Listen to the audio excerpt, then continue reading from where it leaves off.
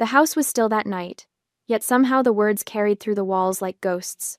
I was 14, standing in the hallway with a damp papier-mâché mask trembling in my hands, a black cat I'd been making for Halloween. The newspaper strips were still wet under my fingers, the flour paste clinging to my skin like desperate promises. In the dim light filtering from beneath the living room door, the cat's silver-lined eyes seemed to watch me with pity. I wasn't supposed to hear them, but their voices slid under the door like smoke. "You can take Hunter," my father's voice, steady and certain as oak. "I'll keep Poppy." My mother's response, equally resolved. Then a pause, and her voice again softer this time, tired, breaking. "And, Coraline, let the court decide." I remember staring at those silver-lined eyes of my mask, feeling the paste still wet and sticky between my fingers.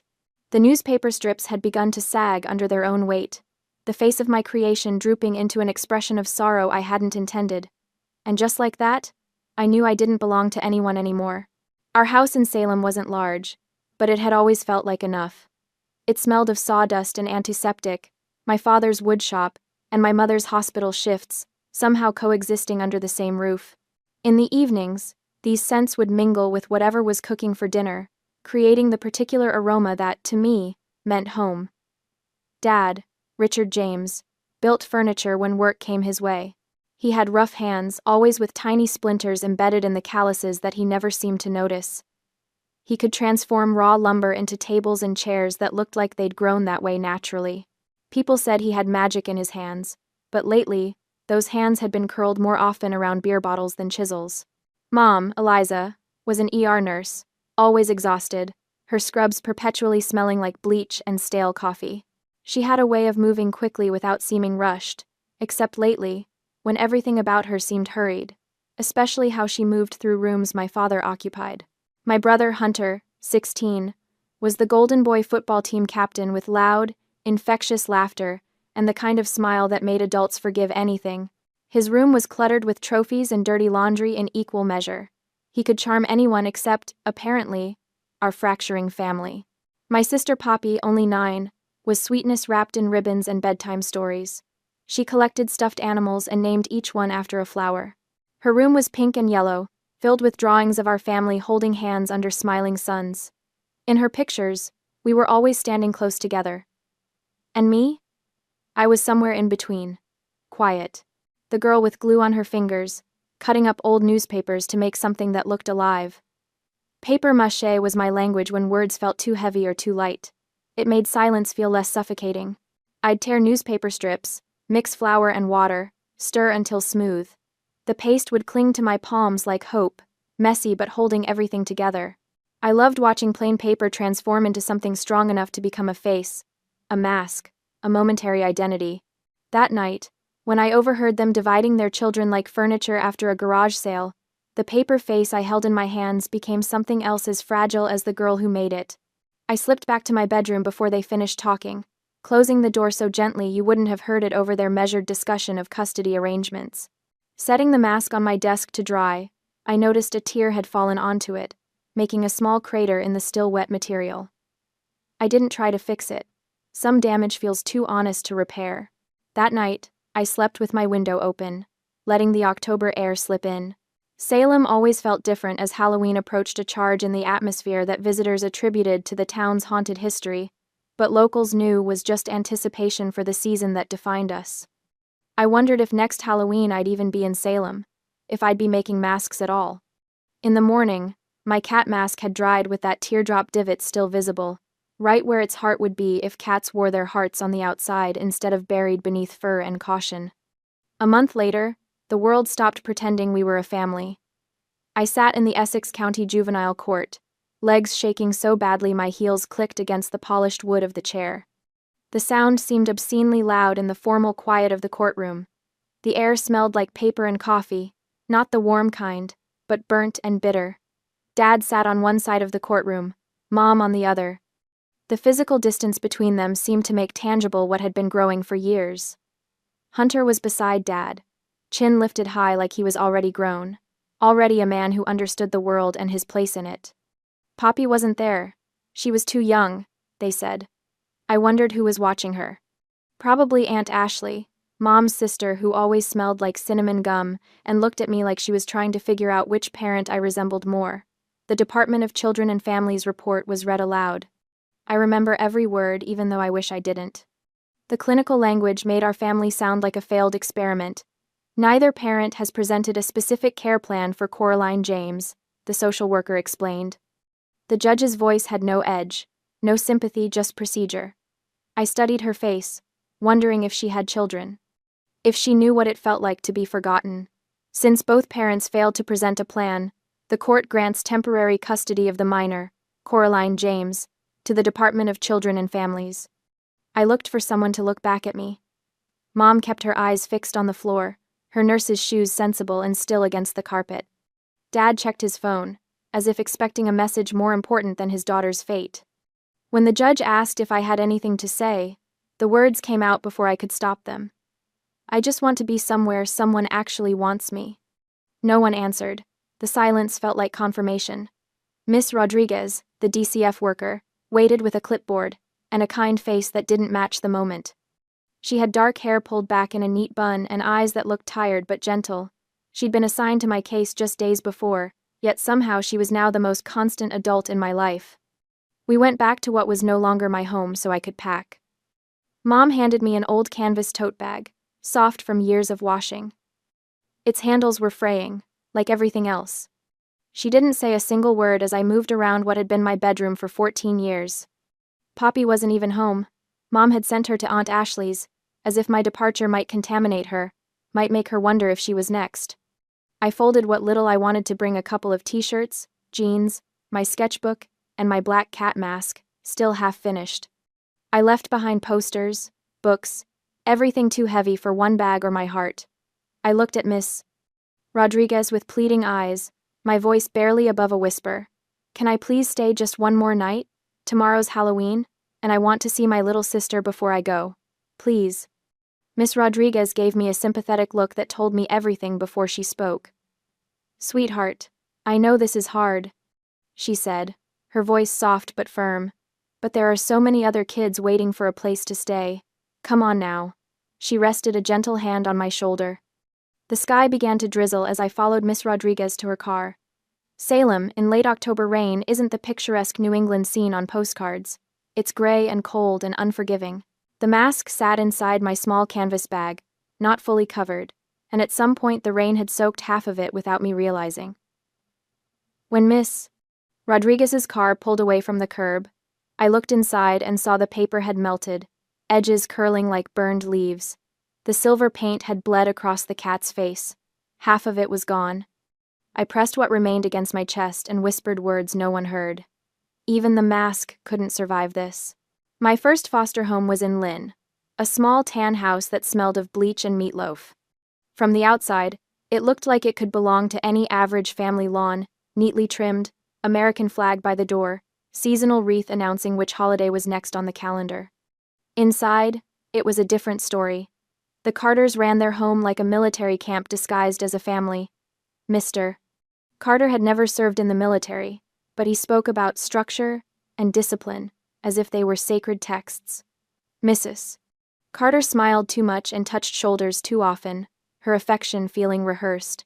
Lights out at 9, even on weekends. No doors closed, ever. No crying after lights out. It upset the younger kids. There were 3 foster kids, including me, plus the Carters' own 2 children. Their biological kids had private rooms. The rest of us shared.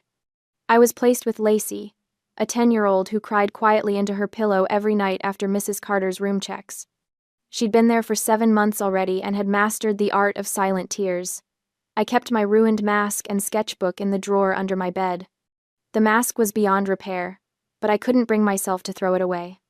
At night, when the house finally quieted, I'd take out my sketchbook and draw new mask shapes. Foxes, wolves, faces with calm eyes unlike any I knew in real life. I drew them in pencil first, then outlined in the black pen I'd managed to bring. I'd imagined the colors I would use if I had any, the materials I would layer if I could. On paper, I could still create worlds where faces transformed and identities shifted. One afternoon, their teenage son Brett found my sketchbook while I was in the bathroom. When I returned, he was flipping through the pages, his expression a mix of curiosity and contempt. "What are you? Some kind of freak? Gonna wear a different mask every day?" He laughed, holding the book just out of my reach. I yanked the notebook back, maybe a little too forcefully. My hand brushed against his, and he let out an exaggerated cry of pain, followed by a sly, taunting grin. By dinner, Mr. Carter had called DCF. The report said I had trouble adjusting and exhibited aggressive behavior toward the biological children. Miss Rodriguez didn't sound convinced when she called to tell me she'd be coming the next day, but it didn't matter. The decision was made. When Miss Rodriguez arrived with her clipboard and sympathetic eyes, I didn't pack much. My ruined mask, my sketchbook, a few clothes, 1 month, 2 homes. Before I left, Lacey grabbed my hand in the hallway, her small fingers cold against mine. "Don't go," she whispered, her eyes wide and damp. "When people leave, nobody ever comes back." I knelt beside her, feeling older than my 14 years. "I'll come back," I said. "Maybe not me, but my drawings will. I'll find a way to send them to you." It wasn't true, but it was something to hold on to. Something that made me feel like I existed beyond the moment, that I could leave a trace of myself that mattered. Miss Rodriguez waited patiently by the door, pretending not to hear our exchange. When I joined her, she squeezed my shoulder gently. "Sometimes the first placement isn't the right fit," she said as we got into her car. "We'll find somewhere better." I didn't answer. I was learning that silence was safer than hope. The second house had 6 beds, all filled.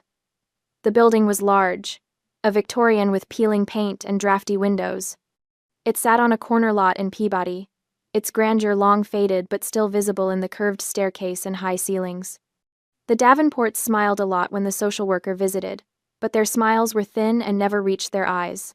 They took in 5 foster kids for the stipends, treating us like tenants more than family. I slept on the top bunk above Tricia, a 16-year-old who had been in the system since she was 7. She taught me the unwritten rules on my first night. Don't leave anything valuable out. Lock your backpack when you're at school. Allowance is $30 a month, but they'll cut it in half if you miss curfew, even by a minute. Don't ask for seconds at dinner. And don't get attached to anything or anyone. The Davenports were efficient, not cruel. We had clean clothes, regular meals, and a roof. What we didn't have was warmth, conversation, or the sense that we were anything more than obligations. I kept making masks in secret with whatever I could find: torn magazines from the recycling bin, cereal boxes, paste made from flour and water borrowed from the kitchen when no one was looking. I couldn't risk the mess that papier-mâché usually created, so I worked late at night, wiping up every drop of paste, collecting every scrap of paper. These masks were smaller, simpler than what I used to make, but they were mine, created in the narrow space between obligation and sleep. I tried calling Mom once, 3 weeks after I left. The call went to voicemail. Her recorded voice sounded happier than I remembered, instructing me to leave a message after the tone. I hung up without speaking. Dad said he'd call me back after this job site wrapped up. He never did. Only Poppy remembered me. One day, Miss Rodriguez brought a small Halloween card she'd sent through DCF. It was store-bought, with a little black cat drawn in crayon next to the printed message. Inside, in her careful 3rd-grade handwriting, "I miss you. Will you be home next Halloween? Love, Poppy." I spent 3 weeks saving part of my allowance to buy a cheap card at CVS. I drew a silver cat inside it and wrote, "I miss you too. Maybe next Halloween." It was a lie, but a soft one. The kind you tell because the truth would hurt too much. I had no idea where I'd be next, Halloween, or if I'd ever be home again. November slid into December, then January. Winter in Massachusetts is unforgiving, but at least it matched how I felt inside. Frozen, waiting for a thaw that seemed impossible. By February, I had started at my 3rd school in 4 months. Each time, I carried my schedule on a piece of paper, navigating hallways where everyone else seemed to know exactly where they belonged. I sat alone at lunch, drawing in my sketchbook, creating faces that always looked back at me. In March, the Davenports told Miss Rodriguez they couldn't continue to meet Coraline's needs. I hadn't caused trouble, I'd barely spoken, but sometimes silence is its own kind of demand. Or maybe it was because I never made any mistakes for them to take my allowance away. Miss Rodriguez appeared again, clipboard in hand, gentle eyes now familiar. I'm sorry, Coraline, she said. We're going to try somewhere else. 3 months, 3 homes. I was beginning to understand. Some people aren't meant to stick. After the Davenports filed a non-compliance report, DCF decided to transfer me to a youth shelter. Miss Rodriguez tried her best to comfort me. 3 months later, Miss Rodriguez showed up at the shelter with something I hadn't seen in her eyes before: hope. Coraline, she said, sitting with me on the front porch steps, away from the noise inside. We found a pre-adoptive home for you. She emphasized the words carefully. They live in Salem. They've been approved and are excited to meet you. Back to Salem. The word made something flutter in my chest, not quite hope but recognition. The place where I'd started. Who are they? I asked, trying to keep my voice steady. Dr. Miguel Garcia is a pediatrician at North Shore Children's Hospital. His wife, Lucia, is an art teacher at Collins Middle School. They have a son, Julian, who's away at his first year of college. They've been thinking about adoption for a while. An art teacher. The words echoed in my mind, opening a door I thought had been sealed shut. The next day, Miss Rodriguez drove me to Salem. The trees were just beginning to turn, spots of red and gold appearing among the green. Salem in autumn has a particular magic that even grief couldn't fully dim. The Garcias lived in a blue colonial on a quiet street lined with maple trees. Their house wasn't large, but it had a wraparound porch with actual rocking chairs, like something from a movie about small-town America. Wind chimes hung from the eaves, creating a gentle melody in the breeze. The house smelled like cinnamon and turpentine, an unusual combination that somehow worked. The living room walls were covered in paintings, bold colors and movement, capturing landscapes, people, abstract emotions. They had a cat, too. A sleepy orange tabby named Mango, who regarded me with lazy interest from his perch on the windowsill. Dr. Garcia, who immediately asked me to call him Miguel, had kind eyes behind wire-framed glasses and a smile that formed slowly, as if he wanted to mean it. Mrs. Garcia, please, call me Lucia, had paint-stained fingernails and silver streaked through her dark hair. They both looked at me directly when they spoke, not through me or around me like so many adults did. That first night, Lucia brought hot chocolate to my room, not the instant kind, but thick and rich, made with real melted chocolate and cinnamon. She sat on the edge of the bed they'd prepared for me, decorated with a quilt in shades of blue and green. We're not trying to replace anyone, she said, her voice accented but clear. We just want you to feel safe here. And maybe, if you decide you want to stay, we could become a family together. But there's no rush, Coraline. No pressure. The words were so simple they hurt. Because after months of being shuffled from place to place, the idea that I might have a choice felt almost too large to comprehend. The next morning, Lucia showed me her art classroom in the basement. It was a large space with concrete floors painted in swirling patterns of blue and gold. Easels stood in one corner, a pottery wheel in another. Shelves lined the walls, filled with clay, brushes, bins of colored paper, and jars of paint. When she handed me a bowl of paste simple flour and water mixed to a smooth consistency, the smell hit me like memory. Miguel mentioned you make masks, she said. Is that still something you enjoy? I nodded, surprised he had remembered that detail from whatever file Miss Rodriguez had shared. Lucia smiled. Then this room is yours too, whenever you want it. That weekend, I made another cat mask paper mache again, the first time since that night in the hallway. I built it carefully, layer by layer, smoothing the edges with my fingers, feeling the familiar texture of wet paper becoming something solid. This time, I deliberately created a design that acknowledged damage. I rebuilt the torn one from my memory, but instead of hiding the fracture, I smoothed the ruined side with a layer of silver paint, not to hide the rip to honor it. A line of fracture turned beautiful. When it dried, I hung it on the wall of my new room. Looking at it, I realized it was the first thing I'd made in months that felt wholly mine. Not stolen time or borrowed materials, but something created without fear. That was the first time I thought maybe broken things could still be kept. The Garcias didn't push. They offered routine without rigidity, presence without pressure. Miguel came home for dinner almost every night, sharing stories about his young patients. Lucia talked about art and her students, asking about my day without demanding details I wasn't ready to share. They invited me to video calls with Julian, their son who was studying engineering at MIT. He showed me his dorm room, introduced his roommate, asked me questions about what I was reading or drawing. Never once did he suggest I was taking his place or invading his home. Slowly, almost imperceptibly, I began to unfold. I spoke more at dinner. I spent hours in Lucia's studio basement, creating not just masks but sculptures, paintings, collages. I started doing homework at the kitchen table instead of hiding in my room. Miss Rodriguez visited regularly, her clipboard still present but less prominent. Each time, she asked if I was happy here. Each time, my answer became more certain. Yes, I finally told her, 4 months after arriving. I want to stay. The process wasn't simple. There were court dates, paperwork, evaluations. The system that had moved me around so easily now seemed determined to question the one place I wanted to remain. But the Garcias never wavered. They attended every hearing, completed every form, answered every question. They were willing to fight for me in a way no one had before. When I turned 15, a letter arrived in the mail. My name was written in familiar handwriting, sharp and controlled, just like my mother's nursing notes had always been. Miguel handed me the envelope at breakfast, his expression carefully neutral. You don't have to read it now. Or ever, if you don't want to. I took it to my room, where I sat cross-legged on the bed, the envelope heavy in my hands.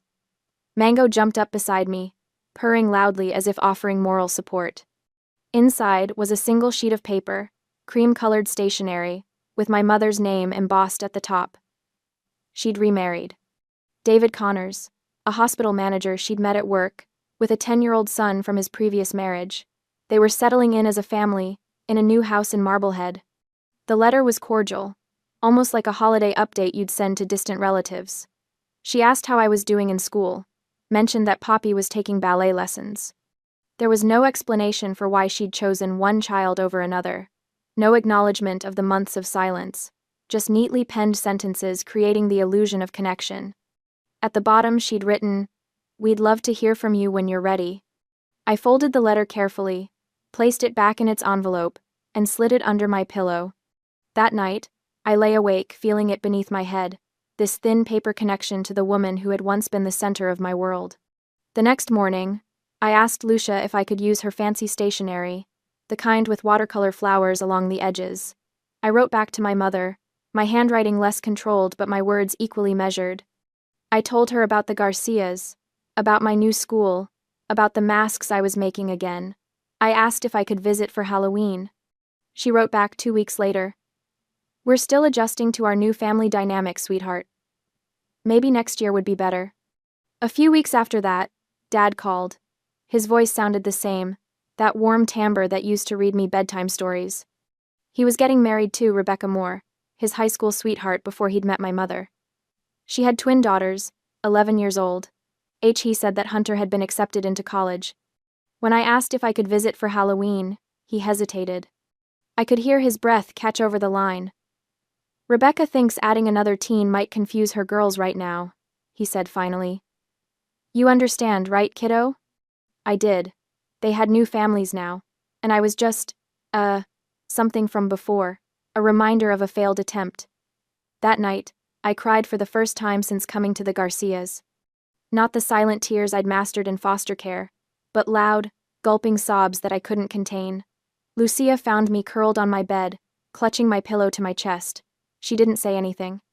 She just sat beside me, her hand on my back, steady and warm.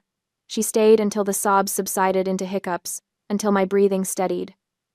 Sometimes, she said finally, the people who should love us most aren't capable of it. Not because of anything we did or didn't do, but because of what's broken inside them. She touched my cheek gently. That doesn't mean you're unlovable, Coraline. It just means they couldn't see how wonderful you are. In that moment, something shifted inside me. Not healing that would take much longer, but a recognition that the hole inside me wasn't my shape. It was theirs. By 16, I had lived with the Garcias for more than a year. The court had extended the pre-adoptive placement, with permanent adoption awaiting one final hearing. I had begun to think of their house as home, of my room as mine, of Miguel and Lucia as more than temporary guardians. October in Salem glowed again, jack-o'-lanterns flickering on porches, fake cobwebs stretching across bushes, laughter echoing down streets crowded with early tourists, seeking witchy thrills. I dressed as a silver witch that Halloween, with a mask I'd made myself papier-mâché, covered in silver leaf, transforming my face into something ethereal and otherworldly. The Garcias hosted a party for the neighborhood kids, and I spent the evening painting faces, transforming little ones into tigers and butterflies and zombies. Their giggles filled the air like music, their trust as they tilted their faces toward my brush, a gift I hadn't known I wanted. But I still avoided that corner, the one where my old house stood. I couldn't look at it. Some ghosts don't need faces, they just sit quietly in your chest, making themselves known in moments of unexpected silence. When I got home, exhausted but happy, Miguel and Lucia called me into the living room. They were sitting together on the sofa, holding hands. On the coffee table, an iPad screen glowed. Julian, calling from college, his face serious. Miguel cleared his throat, his usually steady voice trembling slightly. "Coraline, we wanted to tell you together, if you're willing." He glanced at Lucia, who nodded encouragingly. "We'd like to adopt you. Officially.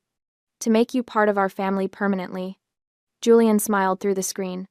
"I'd love to have a sister like you, if you want that too." For a second, I couldn't breathe. No one had ever said they wanted me not like that. Not as a choice, rather than an obligation. I looked at their faces, these three people who had no reason to love me except that somehow, they did.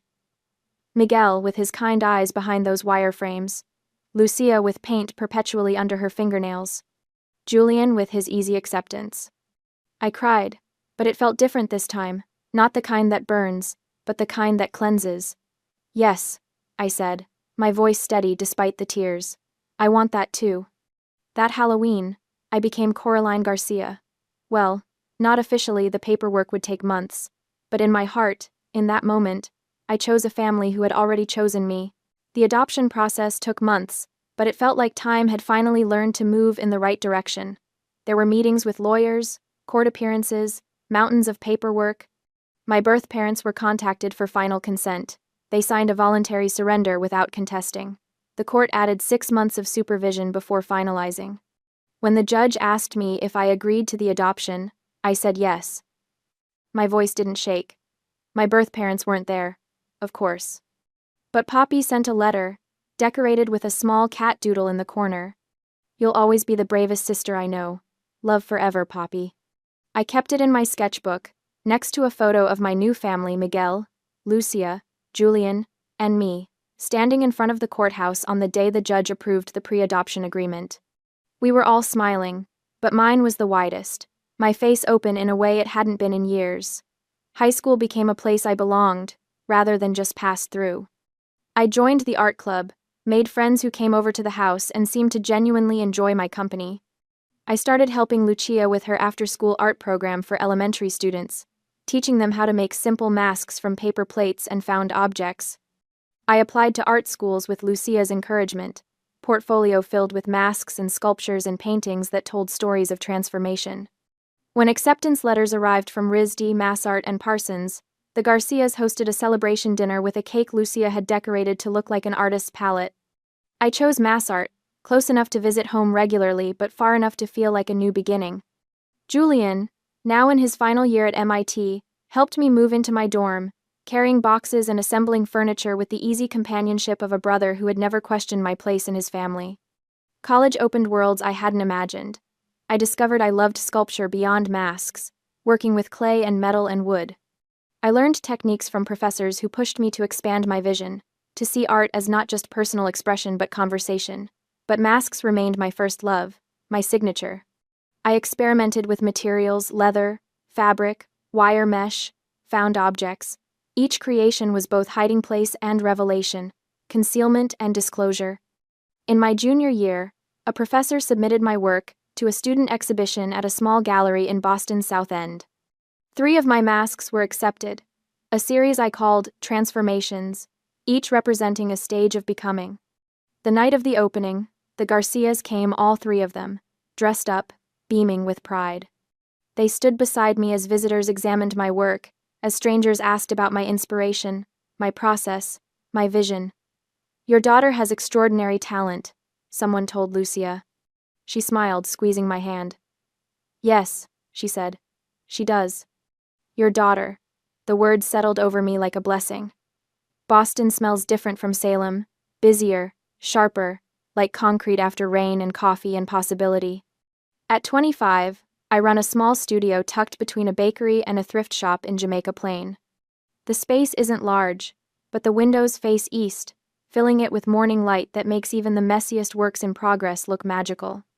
The sign above the door reads, "Paper Souls, Masks and Art by Coraline Garcia." I create commissioned pieces, masks for theater productions, installations for corporate lobbies. But every Saturday, I teach classes for children, showing them how to make masks from recycled paper and flour paste, just like I did at 14. Their hands get sticky, their laughter loud as they transform simple materials into faces that delight or frighten or intrigue.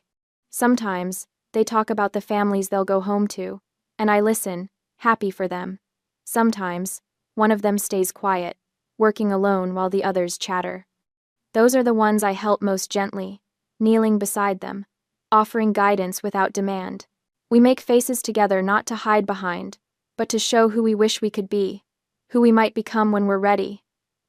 Every year, I send Poppy a new mask, different each time, one made of gold leaf, one painted with twilight blue, one woven from copper wire that catches the light like flame. Each is a promise that we are still connected, still sisters despite the years and miles and different last names. She's in college now, studying psychology at UMass Amherst. We meet for coffee when she's home on breaks, these visits growing less awkward with time. She tells me about our mother, who divorced David Connors after 3 years, about our father, who seems happy with Rebecca and her daughters, about Hunter, now working in finance in New York, married with a baby on the way. I listen, asking questions, genuinely interested in these people who share my blood, if not my daily life.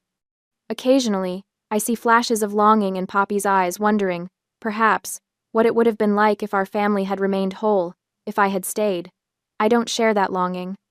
What broke gave me what I needed, even if the breaking hurt. This October, a package arrived from Poppy. She's 20 now, grown up, and a laugh that still sounds like the little sister I once tucked into bed. The box came with a note, "Open on Halloween night." I waited, just like she asked. That night, the Garcias came over for dinner. Lucia brought empanadas made from her grandmother's recipe. Miguel carved a pumpkin that looked suspiciously like our cat Mango. Julian, visiting from California where he now works as an engineer, brought wine and stories about his latest project. We ate, we laughed, we told the same old story about the night I spilled paste all over their carpet trying to create a papier-mâché phoenix that was too ambitious for my skills. The memory, once embarrassing, now felt like a treasured family legend. When they left, promising to return for brunch on Sunday, I opened Poppy's package. Inside was a silver papier-mâché cat mask, the edges uneven, the paint a little thick in places. It wasn't perfect, clearly the work of someone who hadn't made many masks before, but it was beautiful in its sincerity. There was a card tucked underneath. "This year I made my own silver cat mask. I was thinking of you." I hung it on my studio wall, right beside the one I'd made at 16, the one that had once been broken, then transformed by silver paint into something more honest. Standing before these two masks, one made by me, one made for me, I whispered words into the empty room. "You're always here with me." I believed it completely. Sometimes, customers ask about the name of my studio, Paper Souls. I tell them paper is fragile when it's a single sheet, but when layered carefully with the right adhesive, it becomes stronger than anyone expects. That's how people are too, I tell them. Layer by layer, we build ourselves into something that can withstand the world's rough handling.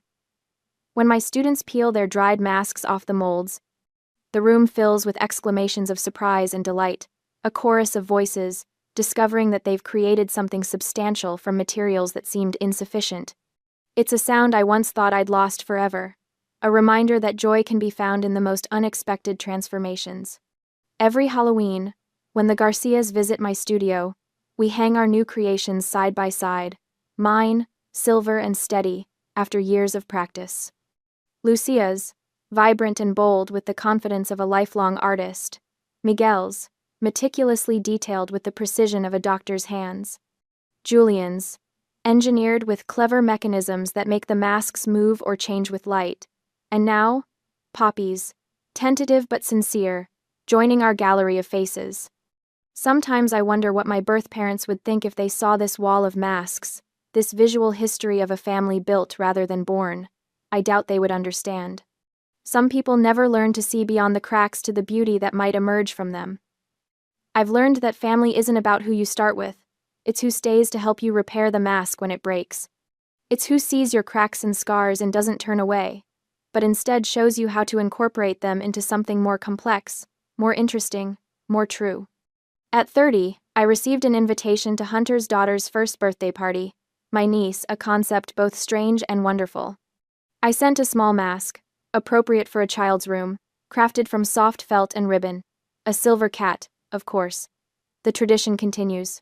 I didn't attend the party. Some distances can't be bridged with a single gesture. But I included my phone number with the gift. An opening, if not yet a door. Hunter called a week later.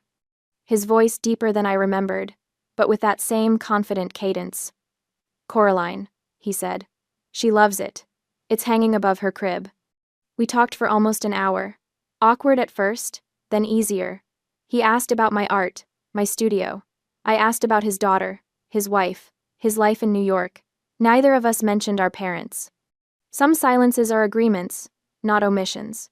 Before we hung up, he said, "I should have done more, back then. I was just a kid too, but I should have done something." "We all should have," I answered. "But we're doing something now." It wasn't forgiveness exactly, but it was a beginning. A new layer added to an old form. When I was 14, standing in that hallway with a damp papier-mâché mask in my hands, I couldn't have imagined the life I have now. I couldn't have known that being discarded would lead me to being chosen. That the fracture would create space for something stronger to grow. No one gets to decide your worth just because they walked away. Love isn't bound by blood. It's made by the people who stay, who see your cracks and choose to hold you anyway. If you were me, would you have forgiven them? Would you have gone back or stayed with the ones who chose you? Because for me, the answer is simple. I'm Coraline Garcia, and this is the mask I repaired. Not the paper one that crumbled in the rain all those years ago, but the one I wear on my face every day, the identity I've crafted from the pieces of myself that survived, layer by layer, tear by tear, choice by choice. It's not perfect, but it's beautiful. It's strong, and most importantly, it's mine. As I close my studio each night, turning off the lights that shine on dozens of masks created by my students and myself, I often think about that 14-year-old girl, standing in a hallway with a damp creation in her hands, overhearing the words that would change everything. I wish I could tell her that the breaking wasn't the end of her story. It was just the beginning of a different one. A story about how sometimes we have to lose the masks others made for us before we can create the ones that truly fit. And as I walk home through the autumn-scented streets, I carry this truth like a talisman. There is no wound so deep that art cannot reach it. No fracture so complete that love cannot bridge it. And no mask so broken that it cannot be transformed into something more beautiful than what came before. That is the inheritance I've claimed for myself. That is the legacy I'll pass on. That is the mask I repaired.